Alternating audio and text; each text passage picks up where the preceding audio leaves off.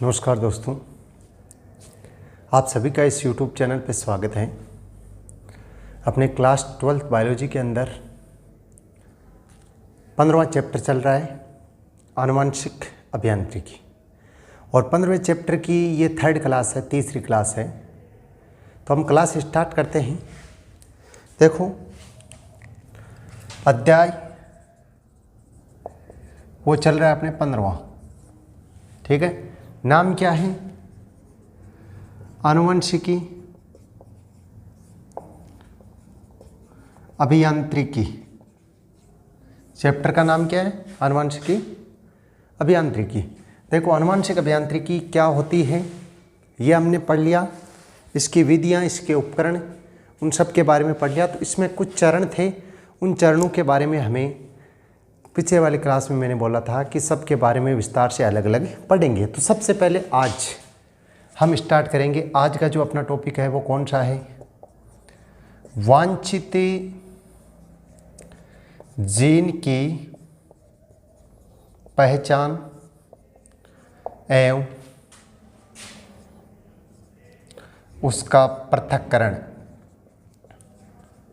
आज का देखो अपना टॉपिक है वांछित जीन की पहचान और पृथक्करण। एक बड़ा टॉपिक है, इम्पोर्टेंट भी है। सबसे पहले स्टार्ट का टॉपिक है।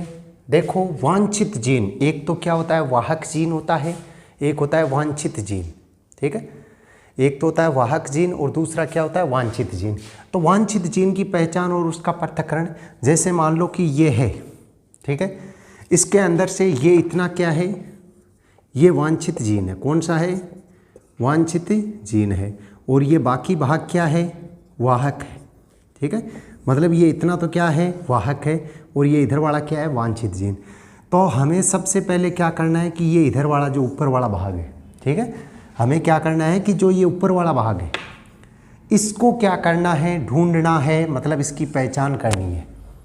इसको क्या करना है? ढूंढना है, मतलब इसकी क्या करनी है? पहचान करनी है। सबसे पहले क्या करनी है? इसकी पहचान करनी है। क्या करनी है? सबसे पहले इसकी पहचान करनी है। उसके पश्चात जब इसकी हमें पहचान हो जाती है कि भाई यही क्या है, वांछित जीन है, तब हमें क्या करना है? इसको अलग करना है।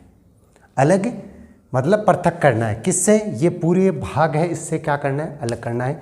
तो ये कंप्लीट प्रक्रिया किस प्रकार से होती है इसके अंदर हम यही पढ़ेंगे। अब देखो, इसके लिए क्या होता है कि एक एंजाइम का उपयोग किया जाता है। एक एंजाइम का उपयोग किया जाता है। कौन से का? रिस्ट्रिक्शन एंडोन्यूक्लिएज एंजाइम, ठीक है। याद रखना, वांछित जीन की पहचान व पृथक्करण के लिए कौन से एंजाइम का उपयोग किया जाता है? तो रिस्ट्रिक्शन एंडोन्यूक्लिएज एंजाइम।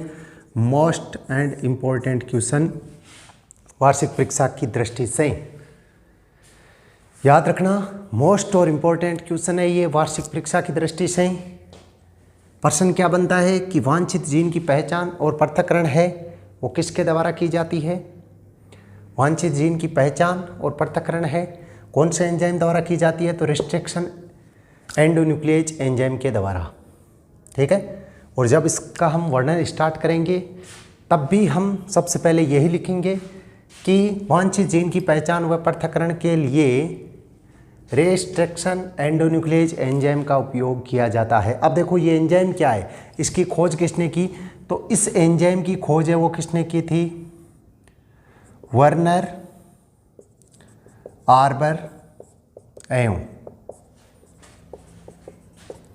हैमिल्टन ओ स्मिथ ने कब की थी? सन 1970 में। कब की थी? सन 1970 में। तो देखो, ये दोनों प्रश्न है वो इम्पोर्टेंट ही हैं। सबसे ज़्यादा इम्पोर्टेंट प्रश्न ये है कि वांछित जीन की पहचान व पृथक्करण के लिए कौन से एंजाइम का उपयोग किया जाता है। सबसे ज़्यादा अगर कोई प्रश्न इम्पोर्टेंट है तो वो यही है कि वांछित जीन की पहचान और पृथक्करण के लिए कौन से एंजाइम का उपयोग किया जाता है। तो कौन से का उपयोग किया जाता है? रिस्ट्रिक्शन एंडोन्यूक्लिएज एंजाइम का उपयोग किया जाता है। अब रिस्ट्रिक्शन एंडोन्यूक्लिएज एंजाइम है, उसकी खोज किसने की थी? वार्नर, आर्बर एवं हैमिल्टन ओ स्मिथ ने। कब की थी? 1970 में, ठीक है, ये याद रखना है।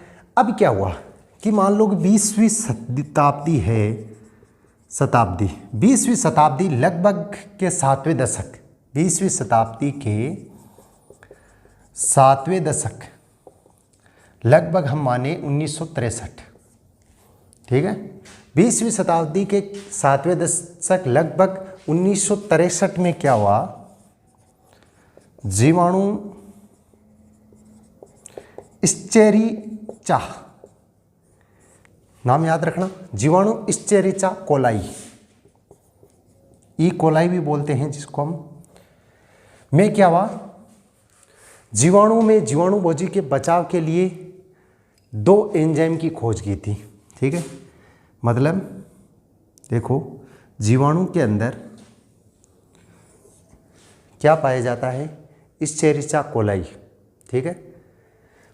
इस्चेरिचा कोलाई जीवाणु होता है, जीवाणु, उससे जीवाणुभोजी, क्या, जीवाणुभोजी के बचाव के लिए 2 एंजाइमों की खोज की गई।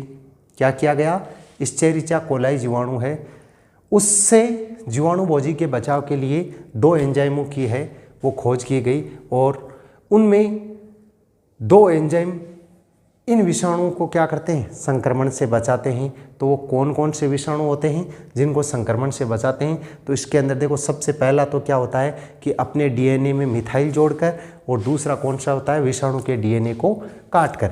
अब देखो विषाणु का डीएनए है उसको काटकर किस प्रकार से बनाया जाता है, या अपने डीएनए है उसमें किस प्रकार से जोड़ा जाता है। तो इसमें सबसे इंपॉर्टेंट पर्सन मैंने बता दिया आपको कि वांछित जीन की पहचान किस प्रकार से की जाती है और उसका पृथक्करण किस प्रकार से किया जाता है। मोस्ट इंपॉर्टेंट अगर मैं बात करूं तो पृथक्करण, पहचान हो गया कौन से एंजाइम का, रिस्ट्रिक्शन एंडोन्यूक्लियेज। मैंने कल आपको बताया था, एक तो होता है देखो प्रतिबंध एंजाइम, नाम सुना होगा, प्रतिबंध एंजाइम 2 प्रकार के होते हैं। एक तो पहला तो कौन सा होता है, एक्सो न्यूक्लियोज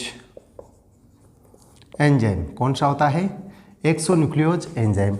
और दूसरा कौन सा होता है, एंडो न्यूक्लियोज एंजाइम, ठीक है। एक्सो न्यूक्लियोज एंजाइम और दूसरा कौन सा होता है, एंडो न्यूक्लियोज एंजाइम। अब क्या होता है कि एक्सो न्यूक्लियोज एंजाइम, जैसे मान लो कि डीएनए की श्रृंखला होती है, द्विकुंडली श्रृंखला होती है, ठीक है, इस प्रकार की। तो ये एक सिरा होता है 3' दूसरा सिरा क्या हो जाएगा 5' इधर वाला 5' हो जाएगा, ये कौन सा हो जाएगा 3' हो जाएगा। अब यदि इस डीएनए श्रृंखला को किनारों से काटना है, मतलब इस किनारे को काटना है, तो कौन से एंजाइम का उपयोग होगा, एक्सो न्यूक्लियोज एंजाइम का, ठीक है। यदि इसको इसके एक किनारे को काटना होगा तो कौन से एंजाइम का उपयोग होगा, एक्सो न्यूक्लियोज एंजाइम का। और यदि इसको यहाँ से बीच में से काटना है तो कौन से का एंजाइम होगा, एंडो न्यूक्लियोज एंजाइम का उपयोग होगा, ठीक है। तो इस प्रकार से इनको एक्सो न्यूक्लियोज और एंडो न्यूक्लियोज एंजाइम है, उनकी सहायता से क्या किया जाता है, काटकर अलग कर दिया जाता है, ठीक है। जो भी श्रृंखला है उसमें से क्या कर दिया जाता है, काटकर अलग कर दिया जाता है। अब देखो आगे का टॉपिक,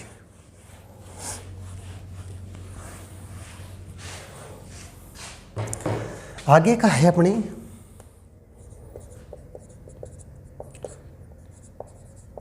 रेस्ट्रिक्शन एंडोन्यूक्लियेज एंजाइम के प्रकार। रेस्ट्रिक्शन एंडोन्यूक्लियेज एंजाइम के प्रकार, तो देखो मुख्य रूप से ये, वैसे तो ये अनेक प्रकार के होते हैं, जो मुख्य प्रकार हैं कौन कौन से जो आपको याद रखना है। तो इसके अंदर देखो सबसे पहला तो एक तो है टाइप 1, ठीक है, जिस टाइप 1 एंडो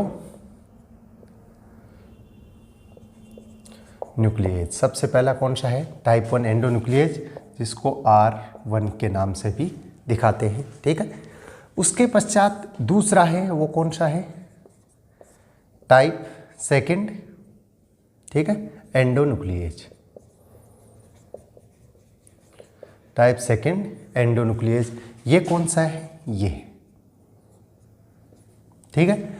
इसी प्रकार तीसरा है वो कौन सा है, टाइप 3, कौन सा है? Type third endo nuclease. तो ये कौन सा हो गया? तीसरा हो गया। तो ये है रिस्ट्रिक्शन एंडोन्यूक्लिएज एंजाइम है उसके प्रकार। ठीक है, तो 3 प्रकार है। तो ये तो था अपना पहला टॉपिक, कौन सा था? वांछित जीन की पहचान एवं पृथक्करण। अब देखो इसका क्या होगा, दूसरा टॉपिक स्टार्ट होगा। जैसे पहला हो गया वांछित जीन की पहचान और पृथक्करण, अब दूसरा हम पढ़ेंगे तो क्लोनिंग वाहकों का चयन, मतलब किस प्रकार से क्लोनिंग वाहक है उनका चयन किया जाता है, किस आधार को मानकर क्लोनिंग वाहक है उनका हम चयन करते हैं, तो उनके बारे में हम पढ़ेंगे कि क्लोनिंग वाहक है उनका चयन है वो किस प्रकार से हम कर सकते हैं। ठीक है, तो ये हम पढ़ेंगे, जो आगे की क्लास आएगी उसके अंदर हम पढ़ेंगे। आप लोग नियमित रूप से इस चैनल से जुड़े हुए रहिए। अभी कुछ टाइम में थोड़ी क्लासें छोटी बन रही है, तो आप लोग ये ना सोचें, आगे की क्लासें हैं वो बड़ी भी आपको मिलेगी। 25 मिनट 30 मिनट तक की भी आगे की क्लासें हैं वो मिलती रहेगी। धन्यवाद।